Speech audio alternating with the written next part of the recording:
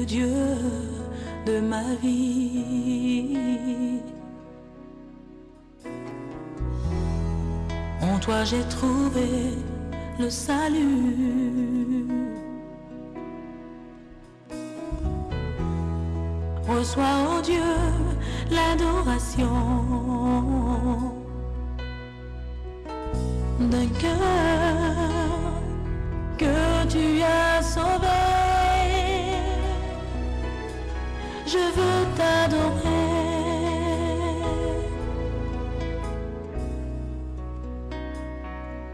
Oh, je veux t'adorer. Merci, bien-aimés dans le Seigneur. Bino Bantu, Boza Ebele, Liboso, Aba Ekran, Biso, Yabino, Pona Kolanda, émission Bino, émission La Gloire du Ciel, Oezali, émission, Oyo Tose, Rappelaka, Makambu Matali, Vina Biso Céleste, Oyo Biso, Tozali, Santo Bantu, Oyo Bondia, Metemana Bangwe Payankolo, Zala Asidi, persévère dans la foi et tu ne regretteras pas d'avoir aimé le Seigneur et d'avoir marché avec lui. Nous sommes encore heureux à beaucoup de Nabino Lelo, Nakatia émission La Gloire du Ciel. Où tous les kokoba koloba makambo matali bomoto na biso ndenge to koma ndenge to sikolama ndenge to komi yanzam nazalaki ko énumérer makambo moko et comme le biso tango to pesi pour le biso na Kristo et cela c'est dans le cheminement pour te comprendre. Na ndenge nini tokomi citoyen ya lolo tokomi citoyen ya lolo na ndenge nini na expliquer bino makambo belé détail par détail siko na lingina bande détail moko oyo eza ya mutuya semaine passée to silisaki kolobela makambo matali rédemption paix pardon à péché to bandaki koloba ke tango tozoko pesa mitema na biso na nkolo miso na biso ezofungwama soki oyebaka te ke oyo makambo zako salezaki mabe okobanda koyeba ke ezalaki mabe oyo eza lisumu eza malamu parce que miso efungwami ya mibale nzambe oyo ya bolingo alongoli biso na molili akoti biso na lumière na ye na pole et puis eza kose limite wana te aza kodélivre biso na puissance ya satana yango wana nalobaki na bino kobangaka eloko te parce que satana azali lisusu na makoki likolo na yo te soki yo oza mwana na nzambe à moins ke ozala ndenge oza wana opesa nanu bomoi na yo na Kristo te soki opesa nanu ye bomoi na yo te c'est qu'il y a de quoi s'inquiéter mais soki opesa bomoi na yo na Kristo ekoza kotosa ye kotambola na ye les choses ont changé. Tu as été libéré de l'influence satanique, de force du diable. Et s'il y a des choses qui continuent à exercer une influence sur toi, c'est que ça cause de yomoko. C'est que ça continue à faire la porte du kouké à motema na yo, na masumu yozo kende kosala. Yango deso koti sa mabena kati nzoto na yo. To lo baki pe lisusu que to limbi samaki. Tolobelaki makambo matali rédemption paix pardon peut insister sur le fait que masumu wana elimbi samaki à cause ya ngolu pe makila ya Yesu Kristo etangaki alors wana na insistaki mingi na kotalisa bino yete satana azali mokosi azana lukuta akosaka biso mingi akoki kotrouble bomoi na yo na kotalisa yo te kotalisa yo kozala kaka moto ya masumu panda kozalaka lisusu moto ya masumu te pandaki Yesu Kristo alimbisaka yo ya liboso nalobaki ke soki aza komaintenir biso na eta wana ezali parce qu'il ne veut pas que nous menons une vie de sainteté parce que soki akotia na mutu na yo que nzambe akolimbisa yo te makambo sala eza makasi moyen olimbisa makeza te c'est pour te maintenir dans le mal. Or ce qu'on se maintenir dans le mal, lui il est dans la joie. Oui, puis qu'il y a tant comme nous disons que bientôt le Christ vient pour enlever son église. Et nous avons reçu comme mission de répandre la grâce le message de la grâce ya côté yango koyebisa kokebisa ekelezi yankolo koyebisa kokebisa baye oyo bakelami na lingi yankolo po bayeba que vie na bango il faut y se conformer na nzambe po bayeba kotombama bayeba kokutana na Christ bayeba vivre na ye.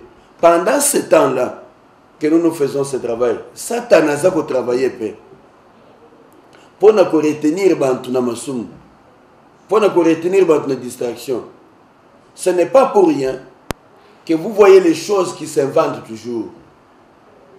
Chaque fois que nous évoluons, chaque jour qui passe, agent ya Satan, agent ya molili, bazako imaginer ingéniosité moko boye pona ko kotisa lisusu masumu na mokili koleka. Pendant que bino boza kolala, boza ko sambela te, Satan a travailler. Il veut gagner le monde. Pendant que Christ veut racheter le monde. Ndeko surtout yoza mosali ensemble. Surtout yoza mwana ensemble. Et sengeli o sambela kamingi. Osambela kapote kolo a continuer à accomplir l'œuvre na ye. Wana na sako yebisa bino yango. Pendant que le Christ travaille avec son église pour nous préparer baye oyo kotombo mapa kutana na ye pour nous récupérer ba amo ezali perdu na lolenga pesa biso ordre allez faites de toutes les nations mes disciples.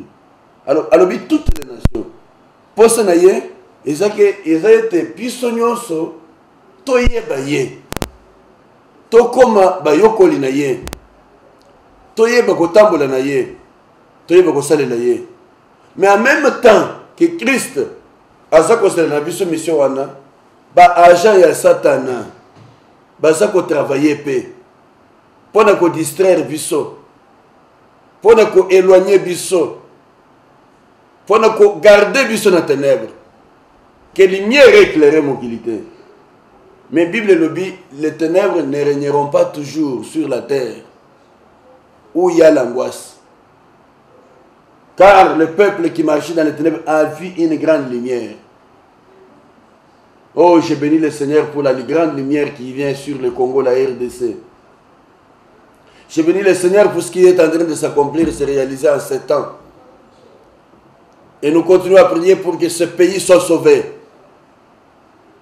Que cette puissance de l'air, les princes du royaume des ténèbres, où vous allez régner sur le Congo, pour aveugler plusieurs, qu'ils soient dans la confusion, qu'ils lisent à l'imbissa, les botanaye. Alors nous avons insisté na wana, pour nous que Satan a causé la manche, pour nous créer. Pour nous rendre même masumu na ndenge moko avec ingéniosité pour balakisa que ya solo bazana possibilité ya ko bongo le mitemete à cause de la vie qu'il continue à faire na sengibino bo tiele biso bo pese biso matoyi le bino boyo kango malam. Pour que Satan a travaillé. Ce que je vous dis, le pardon du péché réel, la grâce de Dieu a abondé pour vous libérer de vos péchés qui avaient abondé. Mais ceux qui déjà grâce font golio, ceux qui ont bimi déjà nakati, et singilité aux autres nakati nango, parce que bientôt c'est la fin de toutes choses. Et donc quand Satan a dit que bientôt c'est la fin, Aza qu'on multiplier les technicités.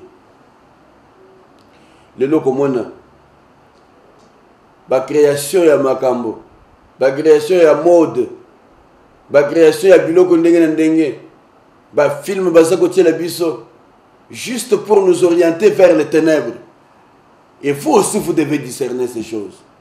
Tout ce que vous voyez dans les télévisions, tout n'est pas bon à voir parce que ça peut vous distraire et vous éloigner davantage de Dieu. Alors toza ko kobalelo na dernier élément oyo ezali ya mutuya makasi oyo comprendre que 1 soki toyambi Kristo et que miso na biso efungwami tobimi na molili tokoti na pole tozwi délivrance ya puissance de ténèbres tokomi ya nzambe tokoti na royaume ya nzambe et puis à rédempter biso tozwi de rédemption mpe tozwi bolimbisi ya masumu nyonso kolandena na ngolu na ye. Alors la dernière chose, nous avons reçu un héritage parmi les saints qui sont sanctifiés. Yokanga malamu, okomi héritier de Dieu. Pourquoi tu es comme héritier de Dieu? Parce que tu es entré dans le royaume, tu es dans l'héritage de ceux qui sont sanctifiés. Nakotanga yango na mokanda ya acte des apôtres. Acte des apôtres. Tokende koluka acte des apôtres. Dans chapitre 18. Non, chapitre 26. Acte 26. Verset 18.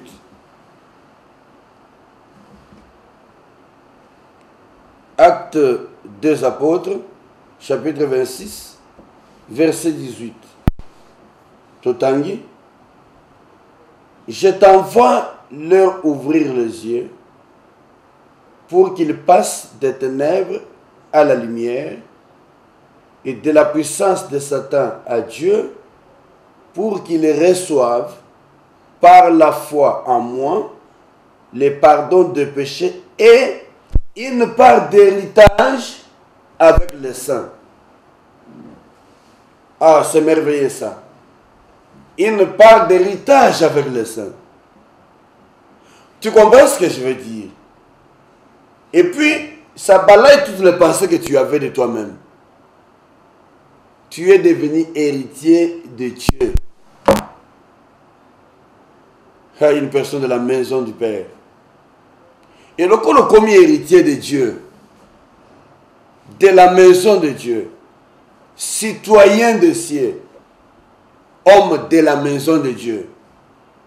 C'est ça l'objectif que le Seigneur poursuivait. Alors, Oyo Azako Ebisa, Ezamakambo Ntomopol, Azako reporter, Oyo Zama Ebisa qui est devant ceux qui avaient décidé de pouvoir détruire sa vie. Et comme la période Mokoba Zako Pekisa Paul a continué Koloba, Makambo Ateya Nakomo Yakilis, et puis Fundiye Akiko Samba, l'icône à évangile, ou à sa côté. Avant de répondre, na wa Agrippa, na koye bisaye, mission Samba pesa kiye. Mais yeba yepe que Thomas Paul, yambo azala Thomas, azalaki musumuki, azalaki pécheur. Zambe amila kisi liboso na ye, afongoli misu na ye, alongoli ye na ténèbres comme ici na Paul et Nzambe, a libéré ye na puissance ya Satana, a komi ya Nzambe azakotambola na Nzambe, a limbisi ya masumu alekili pe na nzela rédemption pe pardon ya masumu na ye, pi a komi ya Nzambe ngolu etalisamaki liboso na ye, a komisi ye pe musante parmi basante pour y avoir. Et je voudrais te donner l'exemple de Paul pour te montrer.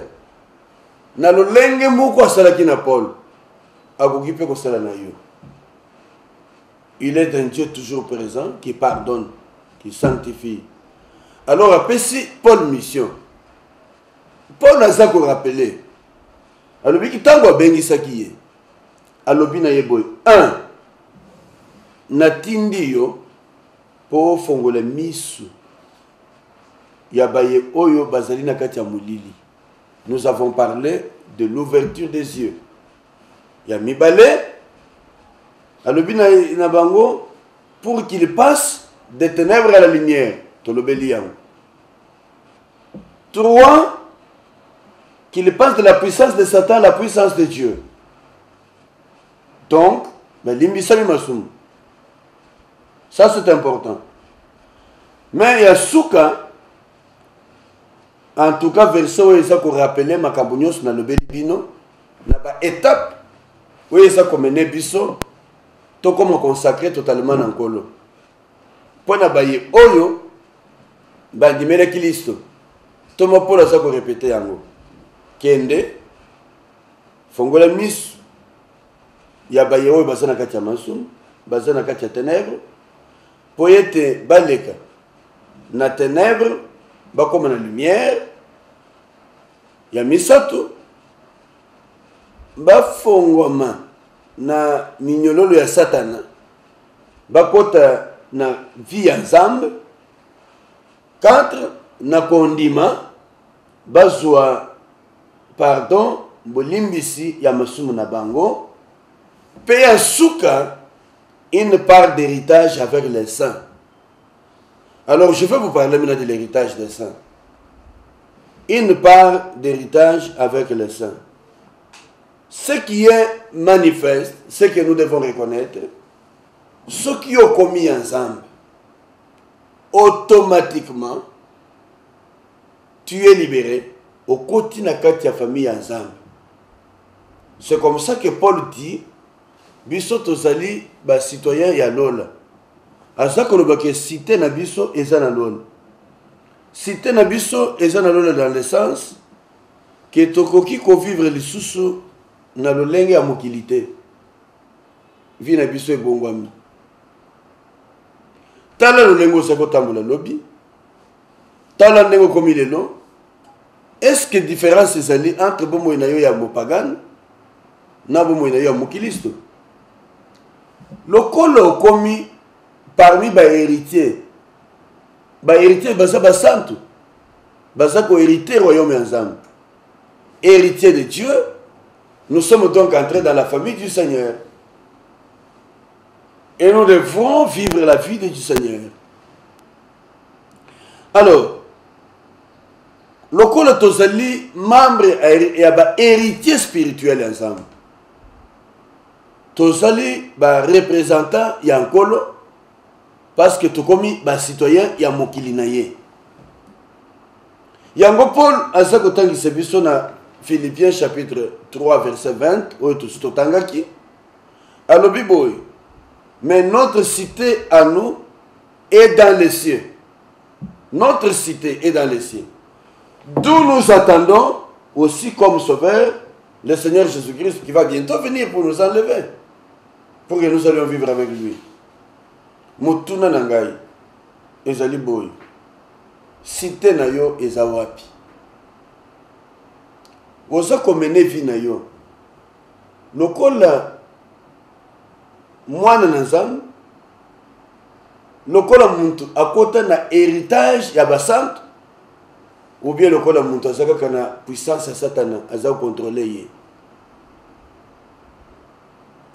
Soki obongola motema oza ya nzambe, kokanisa lisusu te ko vi na yo ekosukela awa na mokili. Alors lokola tokomi ba héritier spirituel, je parle spirituel parce que Dieu est esprit. Bible lobi tango basaka lo makambo matali adoration jour wana tango Yesu Christ azaka lo ba na femme samaritaine alobi na ye l'heure est venue où les vrais adorateurs adoreront le Père en vérité en esprit, parce qu'il y a tunaki ye. Mais comment il y a koloba que le lobo ina Yesu alobi na ye Dieu est esprit.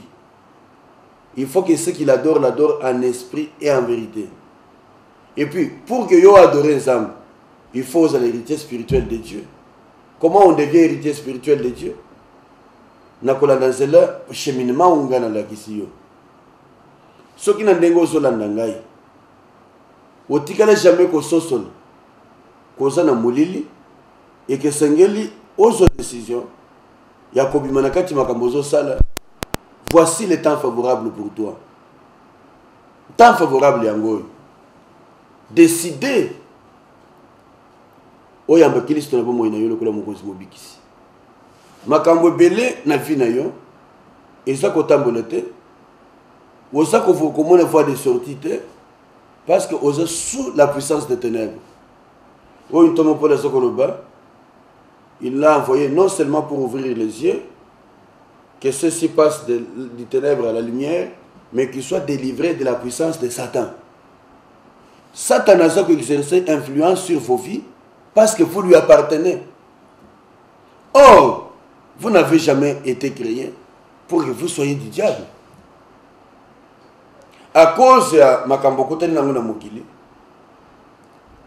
okoma kolinga makambo mokili koleka nzambe. Okoma makambo nyonso fo kota na banda kwa nganga. Oluka protection, obosani que vraie protection eza ya nzambe. Obosani que notre vie est entre les mains de Dieu. Et c'est le Seigneur qui nous garde et nous protège. La Bible dit, si celui qui garde n'est pas l'Éternel, celui qui travaille, travaille en vain.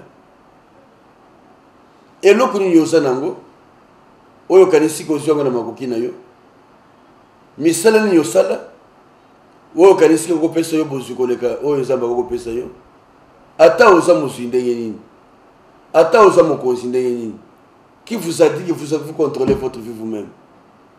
Je voudrais te dire ce soir, ndenge oza kolanda ngai, ne faut pas t'enorgueillir à cause de Boziozu. Nazo se mayele yoza nango. Et où tu es pas encore. Il est capable d'aller là, de que tout ça que le baboye à retirer âme na yo. Yo ko salani. Nazo ko talisa yo exemple, il y a un jeune homme riche, oyo bazo ko le belebiso na parabole. Il se sa oyo Yesu Christ a pesi. Et je me dis parabole, parabole est la comparaison.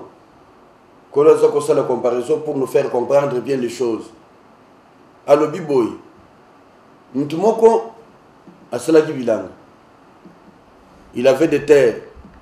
La terre est foutie et mingi. Bozu belé. A récolté biloko belé. Tango a récolté biloko ango. Abosani ke mabele epesi biloko ngo eza ya nzambe. Alors tango moni que a récolté mingi a gardé biloko ebele a tout titolo. Alobi kasa muto yesem. Parce que aloni pe abuki ebele. Oloni na mabele na yo. Bible nous dit qu'il avait des terres, mais ces terres appartenaient à qui? Et ça y a ensemble. Mon toit renda qui terre est fertile et sans âme. Mais tant que hier à Subosuango, à Sepeli, à l'obi kaza mon toit est à l'obi mon thème nanga Sepela. Il y a un lingi, mais l'andengo lingi, parce que aux en réserve pour la mikolo ebele. Réserve. Notre seule réserve, c'est le Seigneur Jésus-Christ. Alors, tant que nous avons le bindégon, na minute, nous avons yébissé, aux alliés, nous avons mayel.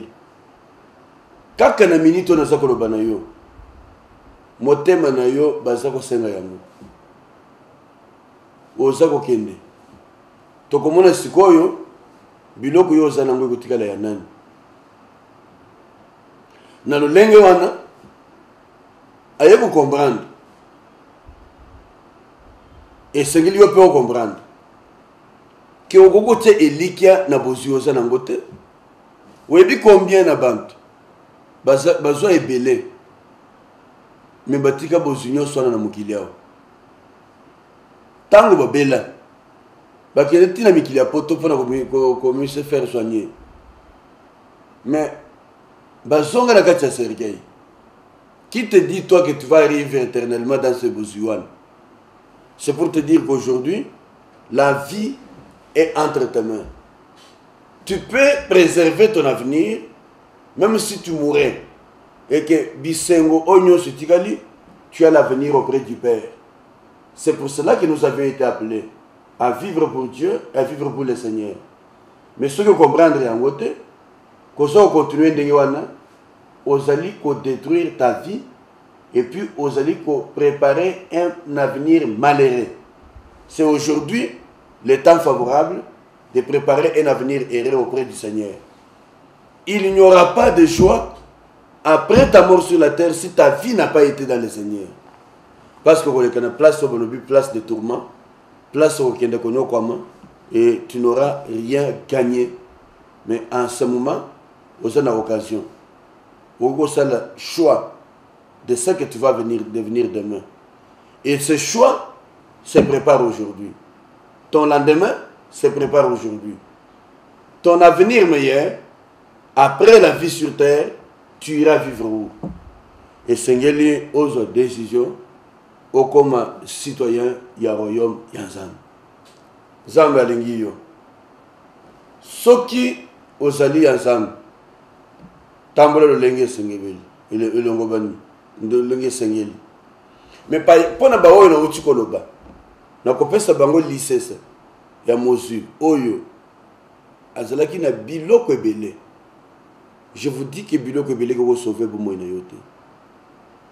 Pena mesala ko loba yango okoki pe ko somba conscience nzambe te. Dieu connaît la vie de chacun. Ayebi ndenge tozotambola. Soko sali masumu ayebi ko sali masumu. Soko tamboli malamu ayebi ko tamboli malamu. Okoko corrompre te. Ata opesi mbongo ebele. Eza malamu. Kopesa mbongo na musala nzambe. Mbongo na yo eko servir avancement ya royaume. Mais il faudrait que ceux qui mbongo na yo ko servir avancement ya royaume, yo pe osala na kati ya royaume. Pour que ce jour-là, vous avez beaucoup de récompenses, vous allez réserver à Oyo, Basali qu'on s'aimer dans son œuvre. Parce que tu peux faire beaucoup de bonnes choses, mais bonnes choses doivent être corrompre conscience ensemble. Vous savez, biso banto mokili, ce que vous avez fait mingi, vous avez fait mingi, na kokanga misu mukolo moko, na le bien en tout cas vraiment, na supporté parce que il me fait beaucoup de bien. Mais ensemble, il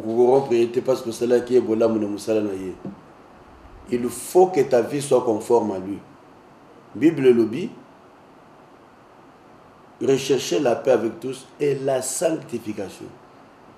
Alors, ce qui sanctification est au coup de l'anaïté. Alors, dehors, les impudiques, les adultères, les voleurs, les méchants, tous ceux qui pratiquent des choses semblables. Le royaume des cieux n'est pas ailleurs. Le royaume des cieux, ezali yabaye oyo ba sikolama. Et ça nabaye oyo ba comme ba héritier du royaume na ye. Peu okoko vivre déjà au royaume pendant que vous êtes dans mokili yao. C'est là que nous sommes en train de parler. Tolobi boy. Soki tolandi cheminement au tolobi na suka nango tozape koyamba héritage ou ezali parmi yabaye ou bazaba sanctifié na kondima na komo ya Yesu Christ. Soki oza sanctifié oza pe kozwa héritage wana. Héritage est réservé pour na yo. Pourquoi nous parlons de cet héritage? Ça veut dire que biso ndenge to pesa mitema na biso na nkolo tozali lelo ba héritier spirituel Yazam. Nous sommes passés des citoyens terrestres à des citoyens célestes. Nous ne sommes plus terrestres, même si nous vivons sur la terre. Toza Yazam, vie na biso eza caché na maboko nzambe. C'est pourquoi la Bible dit notre vie est cachée dans le Seigneur et que Satan n'a pas simba bisote parce que nous ne sommes plus de ce monde. Si lui est prince de ce monde, prince du royaume des ténèbres, du royaume du monde, de la terre, nous ne sommes pas de son royaume. C'est pourquoi notre vie est cachée dans le Seigneur. Nous avons reçu Toyambi, héritage, Bokitani, où ils allaient réserver, na basante, na kondima, na katagliste. Alors, aux hommes santé, parce que yo, au pesa, au payer prix, au sananini, aux hommes santé, na kondima. Il dit par la foi en Jésus-Christ. Kondima na sacrifice, au Christ assis à Salaki. Alors, deuxième chose, na l'onangi toujours au tambole. Non seulement, ton quotidien héritage à basante, nous pouvons vivre la sainteté avec Dieu. C'est comme ça que j'explique que Yom Muntoza Koloba, que là où le péché a abondé, la grâce a surabondé. Je te dis que si tu continues à vivre cette vie de péché, au cours jamais que vous héritier à royaume ensemble.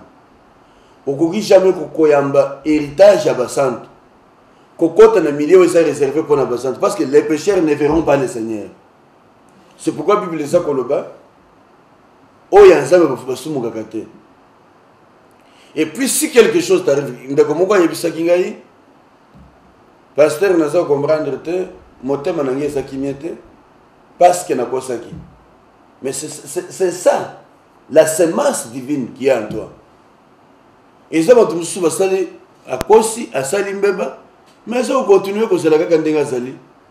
Asa ko sala makamundenga lingi, asa ko tambla ndenga lingi. Mais sache que le Seigneur Dieu de gloire est celui qui veille sur nos vies. Il protège nos vies, mais il fait que nous les respectons. Et le royaume de Dieu, nous l'hériterons à cause de la vie que nous avons menée. À ce que nous va dehors les chiens, dehors les impudiques.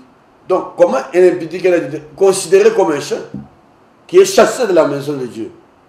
Alors, dans le Bible, nous faisons partie de cet héritage spirituel. Et puis, Toleki, dans la situation, il y a héritier, disons, citoyen des ténèbres, citoyen de la terre, à des citoyens célestes. Alors, en tant que membre du royaume éternel de Dieu, nous devenons des représentants du roi de notre Père sur la terre. Yesu avant akende.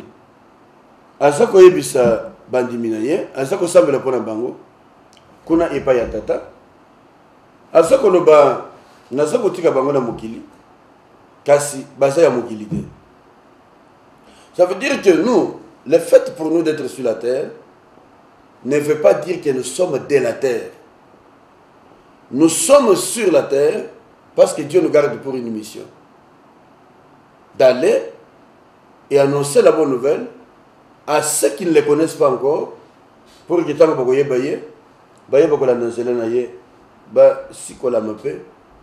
comme il s'appelle comme vous l'avez. Bien aimé dans le Seigneur. Naza kota lisayo makambo ya mutuya. Oyo esengeli oye bayango. Donc, dans le but que nous devenons les représentants du roi, le roi du ciel, partout où nous allons. Natangela kibino texte moko, na kosongela ngo lisusu. Ezali na 2 Corinthiens. 2 Corinthiens chapitre 5. 2 Corinthiens chapitre 5. Ezali eloko moko mutuya na lingi otanga ngo lisusu. 2 Corinthiens chapitre 5 verset 20. Bible de Bible. Nous sommes donc des ambassadeurs pour Christ, comme si Dieu s'adressait par nous. Non, j'ai sauté quelque chose. Je reprends. Nous sommes donc des ambassadeurs pour Christ, comme si Dieu s'adressait par nous son appel. Non, Dieu, comme si Dieu adressait par nous son appel. Nous supplions au nom de Christ, soyez réconciliés avec Dieu. Je vais lire dans une autre version, 8 secondes, normal, pour que nous comprenions ce que je veux dire. Il dit ceci: nous faisons donc les fonctions d'ambassadeurs pour Christ, comme si Dieu exhortait par nous. Nous vous en supplions, au nom de Christ, soyez réconciliés avec Dieu. Alors, dans le Bible, le col te commis, citoyen, il y a l'ol.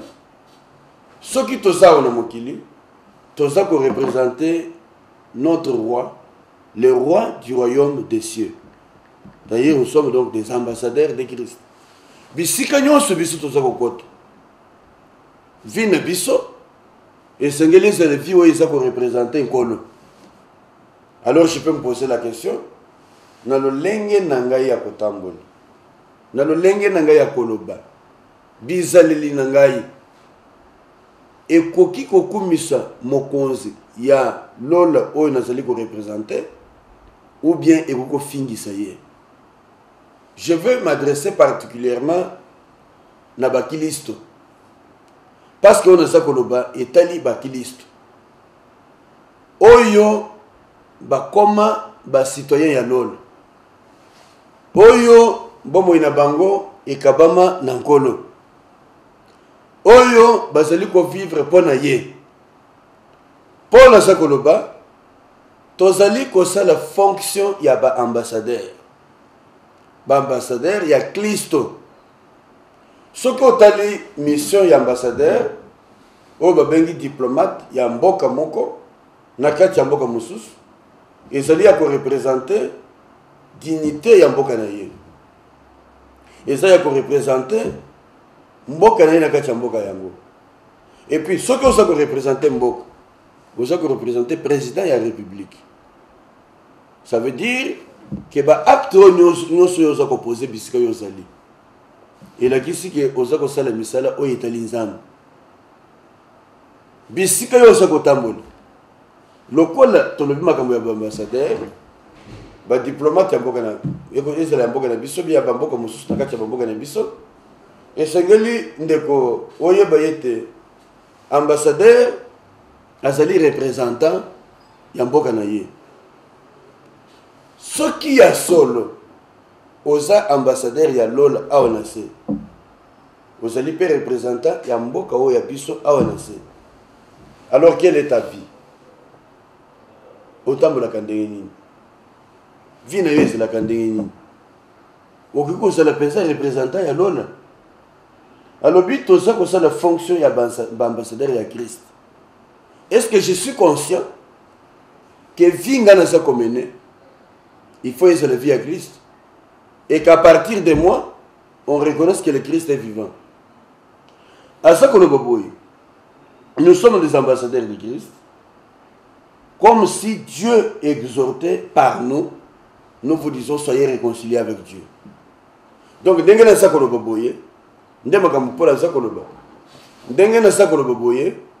je peux vous dire que Dieu agit par moi, Dieu parle par moi.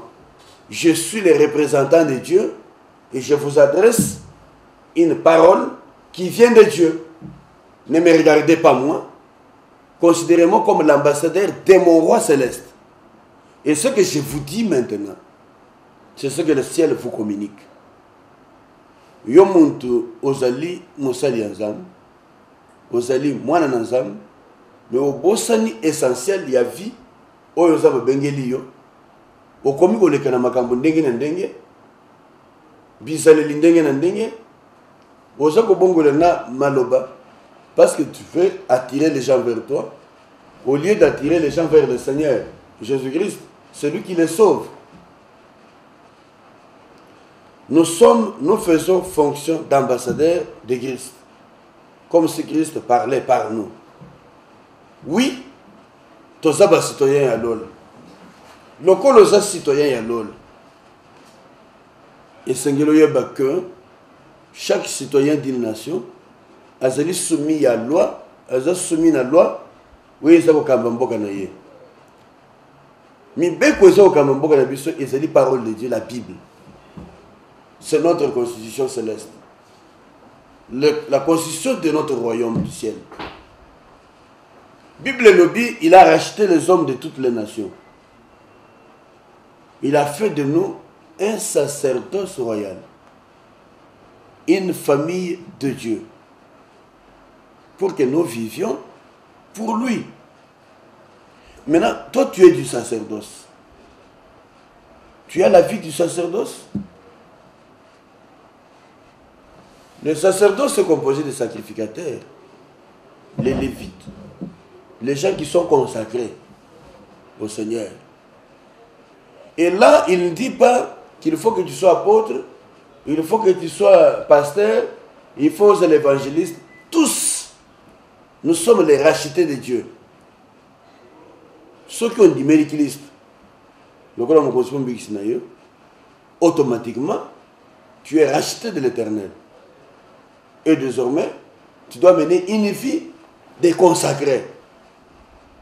Et ça n'a plus l'eau que simba de sous-souté. Si tu veux vraiment hériter le royaume des ciels, ce qu'on dit vraiment qu'on ne pas na yo.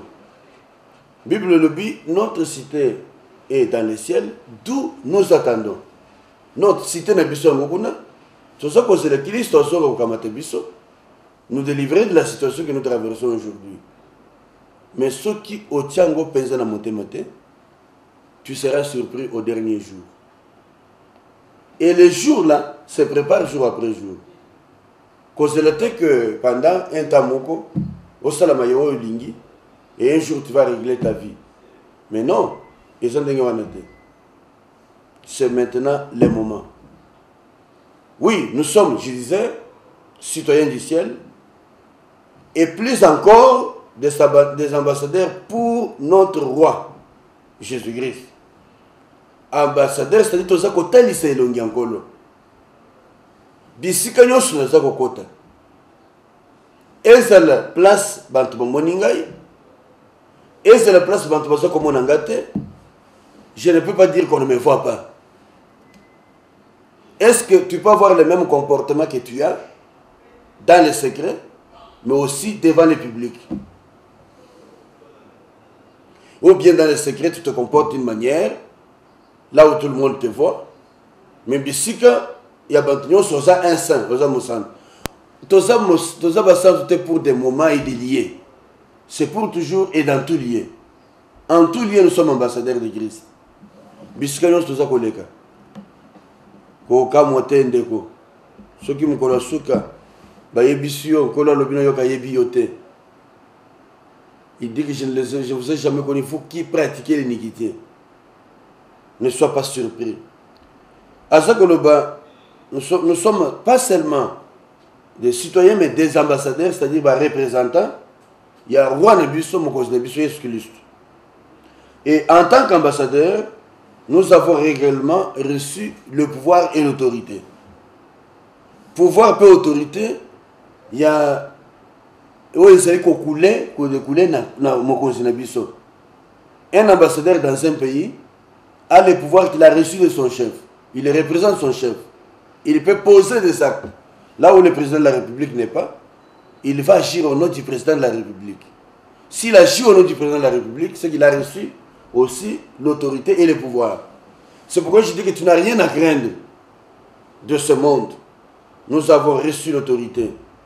C'est comme ça que ce que Tangi, dans Mukanda Matthieu chapitre 16, au Tangi verset 19, au Kélisu Tangi, Kagana Matthieu chapitre 28, verset 18, au comment tout pouvoir m'a été donné dans le ciel et sur la terre. Voici, je vous le donne. Nous avons reçu un pouvoir spirituel qui vient de Dieu. Et avec ce pouvoir, nous pouvons nous imposer dans le monde. N'aie pas peur là où tu vis. À moins que toi-même tu saches que la vie que tu mènes n'est pas digne du royaume. Mais tu dois te conformer à la loi du ciel. La loi du royaume.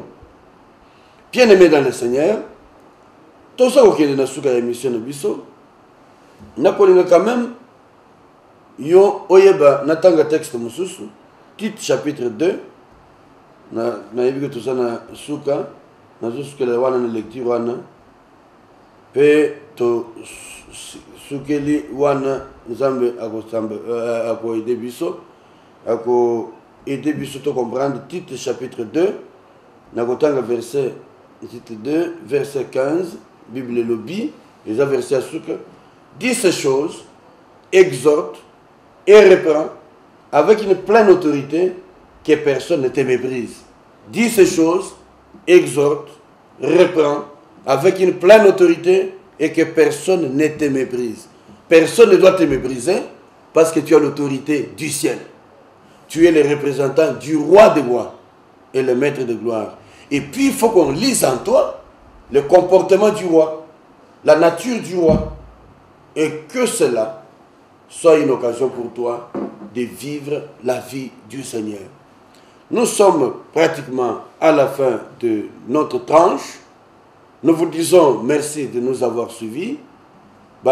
Numéro na biso ezali na écran.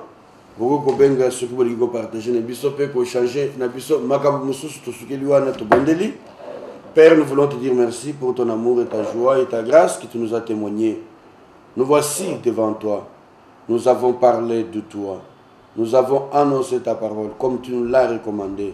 Et nous voulons, Jésus-Christ, que tu aides chacun de nous qui a suivi ces messages à se conformer à tes voies et à marcher conforme à ce que tu désires. Au nom de Jésus-Christ, nous les avons tous recommandés à toi et nous te disons Amen. Merci, Amen, au revoir et à la prochaine. Que Dieu vous bénisse. Tu es le Dieu de ma vie. En toi j'ai trouvé le salut. Reçois, oh Dieu, l'adoration d'un cœur que tu as sauvé. Je veux t'adorer.